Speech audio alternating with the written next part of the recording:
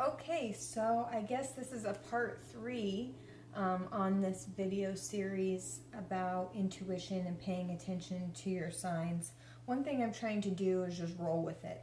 Like when things just end, just try to improvise as quickly and easily as possible. But the last topic I was talking about in the video was that if you're getting mixed signs, a couple of things can be going on. Number one, you can be being told exactly what it is that you are being guided to do. Like when you tune in and you start seeing these different things.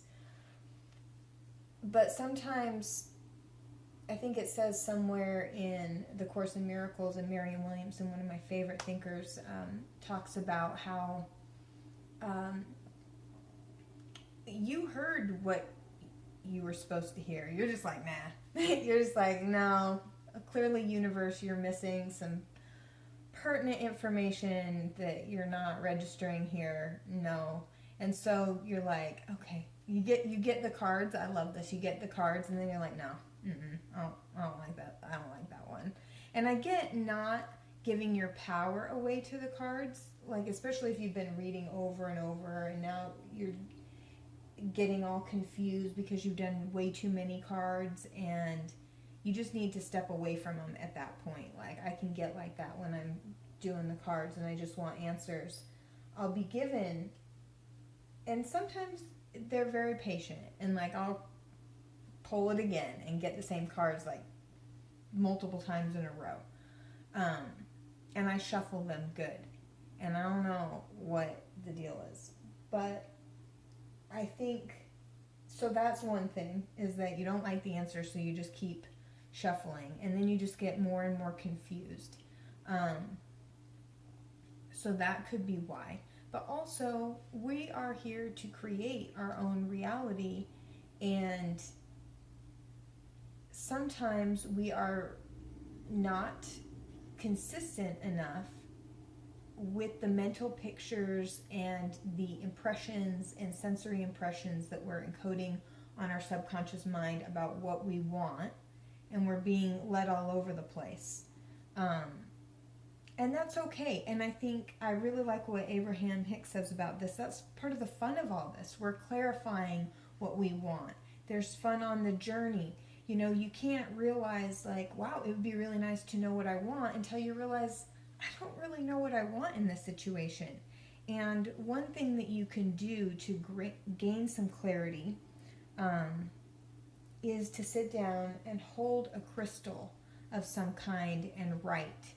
And many writers say that they don't know what they think and they don't know how they feel until they sit down and they write it out. And then somehow seeing the words on the page really solidify things. I don't really like the process of writing. Like sometimes it's, well, you would think that I do, considering how many boxes of paper I have and like one note sentences. I don't really like the writing thing, but I was just reading that book Flow, or a page out of it today, about optimal human experiences by getting into that state of flow, where you're just at one with what you're doing.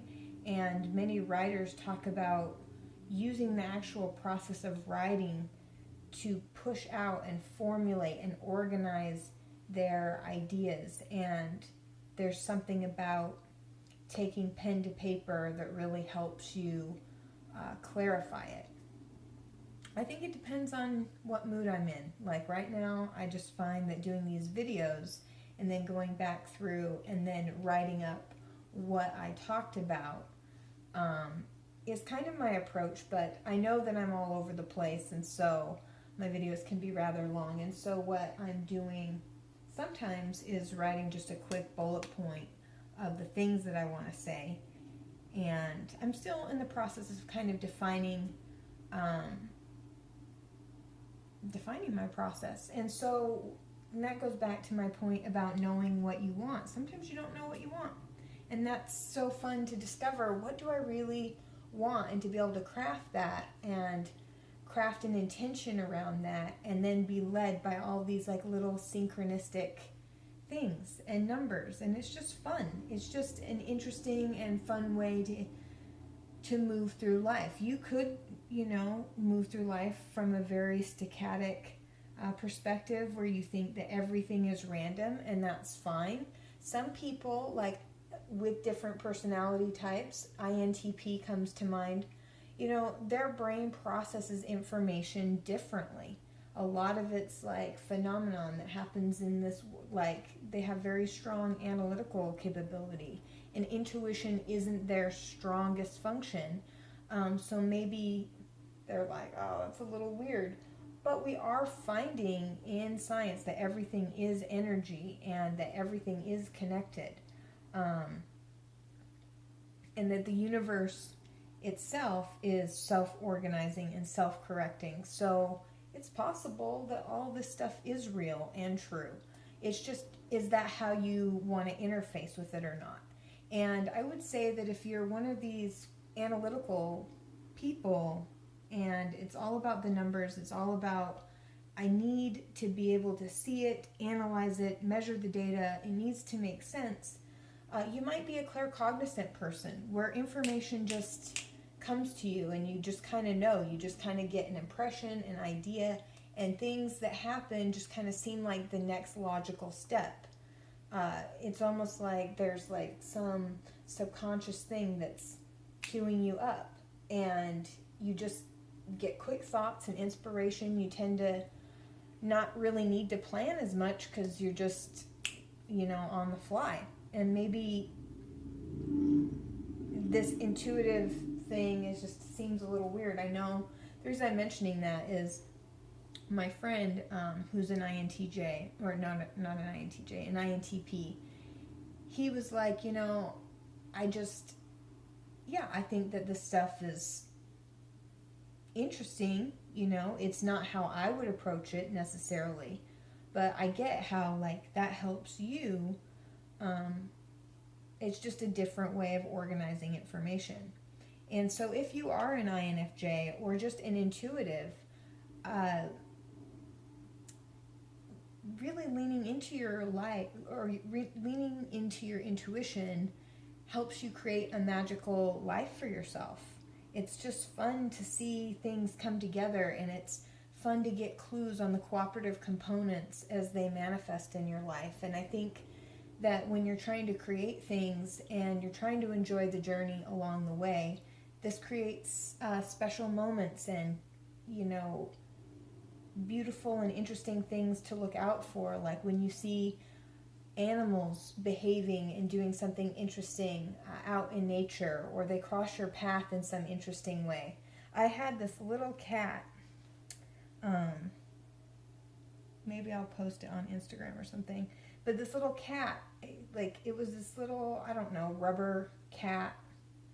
I don't even know what it was, but it was just like a little outline of a cat, just as I'm like directly facing me, like at my feet. And I thought, I could see a cat cross my path, but what is the odds and the probability that this little weird plastic cat thing, when I need to strike out on my own and have independence, according to this card thing, just shows up perfectly on my path. Like, and I'm not saying that you need to take every little thing and every little tone as like, it's a sign, and like, because you're always just going to be led to the next thing and the next thing. And things are always manifesting and opening up for you. But then there's still going to be contrast. I think about that individually and societally. We're going to solve all these primitive problems and then just create new problems.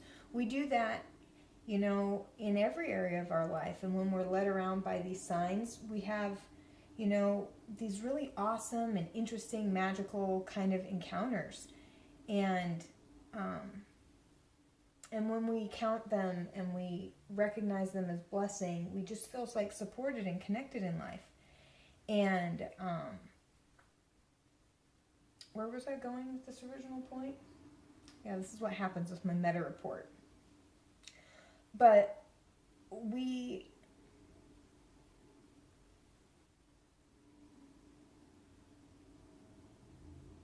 I've been on here for 10 minutes. Okay, so, all right. Yeah, like maybe when it stops flowing and like the idea just flies away from your head, you should just say that's it, and end your video. So that's what I'm going to do here. Like, I have no idea where I was going with that train of thought. And that happens sometimes. And so I did want to say this one point, though, as I'm wrapping up, that sometimes I'll get going on a subject and then switch mid-topic. If you watch my videos, I usually watch them and then circle back around again. And so I think I was just saying how it makes life magical, and if you want to have a magical life, give thanks and gratitude for the signs and symbols that show up in your life, because if you do that, then you're going to increase them. And when we feel happy and we feel safe and we feel supported, we're releasing this dopamine in our mind and in our brain that lights up all the other parts of our brain. Sean Anker, he gives a talk on TED about how the happiness advantage and how being happy really helps us. And I think that finding meaning in things and increasing our feelings of connectedness in this digital age where it's easy to isolate and separate from feelings of connectedness to this larger, infinite, ever-present intelligence is just an easier way to live through life. And I've been spending a lot of time in an organized religion that I never thought I would need to be around again. It's so funny where you end up. But one of the things I find interesting about this organized religion, and I know I said I'd wrap up this video, but is that how they interface with the divine is very traditional. Like, God is this kind of like father and in heaven, and there is this heavenly mother, but God doesn't talk about her. And it's a very patriarchal, story-based, text-based. And what I find interesting, and it may not be how I personally interface with the divine. I like signs and symbols, and I like more of a direct communication. But what they like, and a lot of them I believe are SJs, is to uphold tradition. And they take to heart the word and the opinions of elders in the community. And they would see like a cross as a sign, or something else, some other spiritual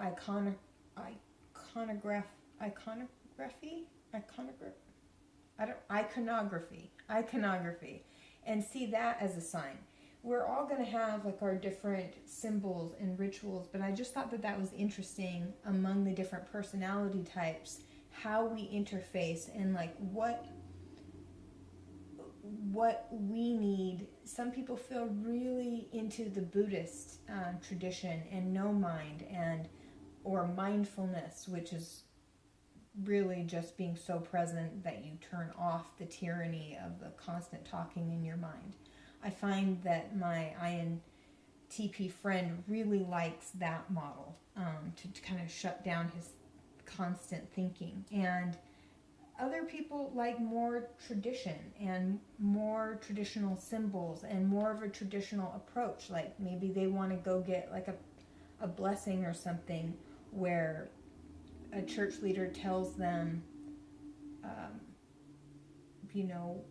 what to expect, and they get like this blessing. And I just find it really interesting how different types relate to religion or not at all. And so somehow sometimes I think that knowing your Myers-Briggs personality type is just yet another lens to determine how and in what way your intuition is likely to present itself to you. Is it Do you get signs, or do you immediately get gut feelings? And so, anyway, I just wanted to do a video about that, and it's turned into 3 videos. And thank you for being patient with me when I lose my train of thought. I really just enjoy doing this, and I'm trying to just